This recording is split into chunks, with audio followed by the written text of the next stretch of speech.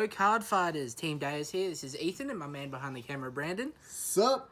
Today I'm bringing you Blademasters, going all the way back to set 11, and personally my favourite Kagero deck profile, though a bit controversial. Soon. So getting into the deck profile, a starter is Lizard Soldier Conroe, who's obviously the best Kagero starter ever. Doesn't matter which deck you're using. Just basic run over the skill, CB1 retire, search your deck for up to grade 1 or less Kagero unit. So PG, stride fodder, combo piece, even the draw trigger if you want it. So yeah, moving on to grade 3s. I run 4 copies of Kuen, the newer of the Blademasters. First stride skills same. On stride, CB1, pop a unit. Only difference is you can choose a unit with Blaze and give it 3k. His G2 skill is the reason why I think he's really good. Is at the end of each turn, if your opponent has no rear guards, choose up to 1 grade 3 with the Blaze ability from your drop zone and return it to hand. So you should almost always have stride fodder in this deck. It's just really good. Next I play 1 copy of OG Blademaster, mainly for the name and just because I like paying homage to the OG. And then for the last of my grade 3s, I play 2 Wyvern Strike Joago. Again, Blaze grade 3, so he helps with the secondary skill of Kuen. First skill is not G restricted, so you can kill the starter if they still have it and you're forced to ride him. CB1, SB1 on place, pop a unit in the same column. The second skill is really nice. If you G1 and your Vanguard's blazing, it's 2k for each of your opponent's open back row units. So he's a 17k attacker at best. So nice little beat stick. On to grade 2s, play 4 copies of Dragon Knight Mbooty, however you want to say it. He's, again, Blaze. Virtually every card in the deck is Blaze. So his big skill is G2, CB1. On attack, if your Vanguard's blazing, and you have a Vanguard with Blademaster in its card name, he gets 2k for each of your opponent's open rearguard circles, and you draw a card. So he's good for hand advantage, and another good power hitter, 19k at best. So yep, I like him. Next I run 3 copies of Dragon Knight Isar. His skill is G2, Soul Blast 1 when this unit attacks. If you have a Blazing Vanguard with Blademaster in the card name, you may pay the cost. If you do, until the end of that battle, this unit gets 5k, and your opponent's units can't intercept, and at the end of the battle, you retire everything in that column. Himself, boosters, so it can get around resist, which is nice. It's the main reason I play him. And, you know, having a 14k solely, which hit or not, boom, column gone. Really nice. And for the last grade 2, I run 4 copies of Dragon Knight Nadim. He's an 11k if you're blazing, which isn't G restricted. The G restricted part is on hit, he countercharges 1. So again, you're hitting those magic numbers, and he's got the on hit pressure of if you let me hit, I gain resources. So, yep. Moving on to grade 1s. We have my favourite grade 1, probably the reason this deck works as well as it does. Dragon Knight Nadal. When his skill is when your opponent's rearguard is put into the drop zone due to the effect of a card, if you have a Vanguard with Dragonic Blademaster in its card name, till the end of turn this unit gets, when your Vanguard becomes blazing, countercharge 1 and he gets 4k. So he does take a bit of setup because he has to be on the field when you retire something, but when you do and you attack, you've got an 11k booster and you've just gained some more CB to work with. So he's very good. Play him at 4. He's your main resource engine. So yeah. Next I play 4 copies of Dragon Knight Tahir. It's because mainly because he's a 9k booster if your Vanguard's blazing, but if you are in that situation where they just have a massive board and you have none, so very good in like mirror matches and Overlord matches, Narukami, even Chaos to some extent, you can call him because they have more rearguards than you. You can CB1 and pop one of their units, so he helps pull off the blaze, and mainly because he's a 9k boost, which is he helps hit magic numbers. Next I play 2 copies of Dragon Dancer Marcel. Again, she's a 9k booster and she adds the pressure of on hit. I can look at the top 5 cards, choose a unit with the Blaze ability from among them, add it to my hand. So she's just there for the extra 9k magic number, and if I hit, I get some bonus hand. So it's pretty good. And again, a bit controversially, I only play 1 Lava Flow.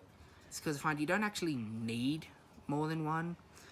If you have, say, Juago or the wrong grade 3 or anything, you can Conroe into him, fix your grade 3 ride, and then for the rest of the game, you essentially can just pull all the grade 3s out of your drop zone. So he's mainly there for the Conroe search.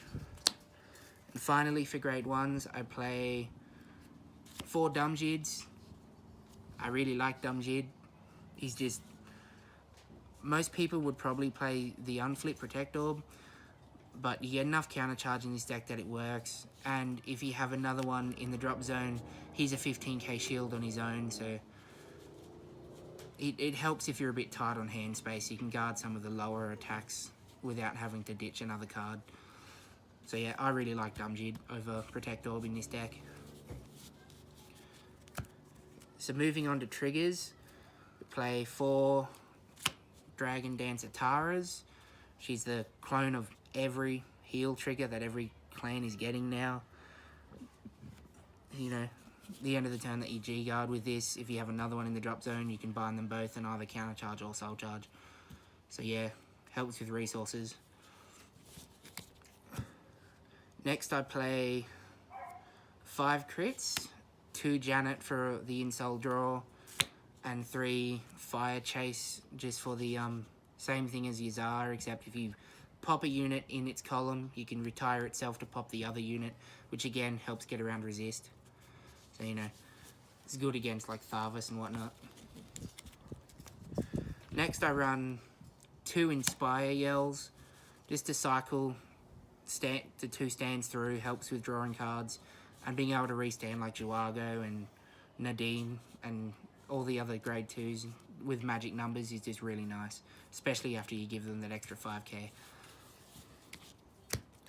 Next I play 5 draws, I run 4 Art Peak for the soul skill, and 1 Gatling Claw, just for the early, you know, I can search him out with Conroe, kill the starter.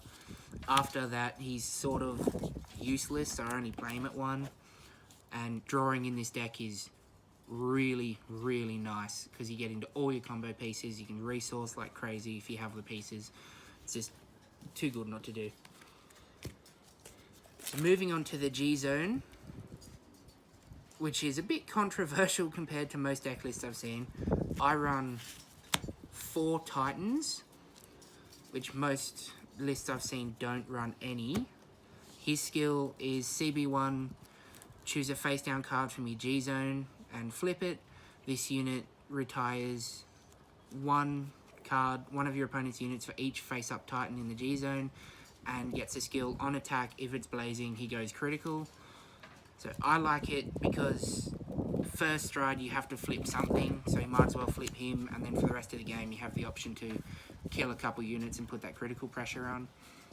Help set up your other combo plays with the main grade 1 and counter charging and whatnot. So it's really nice. Next I only run 3 copies of Ziegenberg. Again, a bit controversial, most would run 4. I find that when I play, I rarely actually want to flip him up. I'll often just go into him and just for the restand skill, so having 4 to me is takes up too much space. So for the skill, Soul Blast 1, Persona Flip, you can pop a single reguard, but his main skill, which is the reason people play him, is G3, CB1, choose any number of cards from your hand equal to your opponent's empty circles, to your rearguards, and at the end of the battle this unit attacked, you can stand it and it gets drive -2. So if your opponent has no board, it's CB1 restand. So yeah, he's really good, but I personally don't like running him at 4 because I just don't find it necessary. Next I run 2 copies of Nouvelle Vogue L'Express, just because occasionally I will hit the moment where my opponent does have, I know they have, say, 2 nulls in hand and can guard a lot of my attacks, so I like having that one swing where the nulls are dead and useless. And if they're on 5 damage, no miracle heals, so, you know, it's really nice. Next, for my first turn stride, I run 1 copy of Extend Grave Dragon. His skill is CB1, flip a G unit, and he gets a skill auto on attack when this unit is blazing, retire opponent's rearguard and draw a card.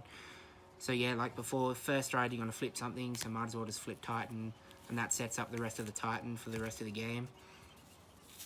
Solid first stride, but not game ending like most of the other decks have these days.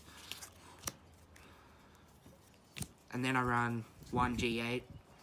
Personally, and a bit controversially, I prefer not to run Drachma, which is why I run 4 Titans, and the G8 to me is a lot better, because I'd much rather burn my opponent's board, give all my field 10k and give him crit than, you know, because you're still going to cause it just as much pressure and way more cards out of hand to defend against it. So yeah, 1 G8. Moving on to G-Guards, I run 2 Denial Griffins, because why wouldn't you? The ability to throw him down, CB1, and stop any attack, except Geese these days. You know, 50k crit rearguard, bang, gone, doesn't matter. Too good not to run it too. Next I play 1 Absalom. If your opponent has an empty board, he can get up to 50k shield for 1 CB.